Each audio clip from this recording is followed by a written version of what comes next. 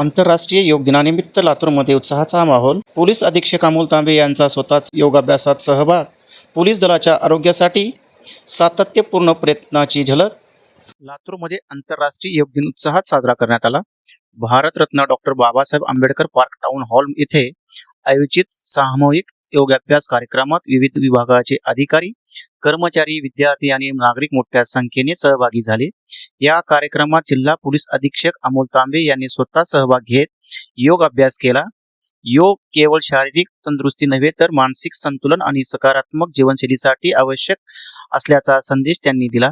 Police दल सतत तणावपूर्ण परिस्थितीत काम करत असल्यामुळे त्याचे योग्य आरोग्य सक्षम राहावे अत्यंत गरजेचे असल्याचे त्यांनी सांगितले. यासाठीच लातूर पोलीस दलात नियमित आरोग्य तपासणी, व्यायाम आणि योग अभ्यासावर विशेष भर दिला जात आहे.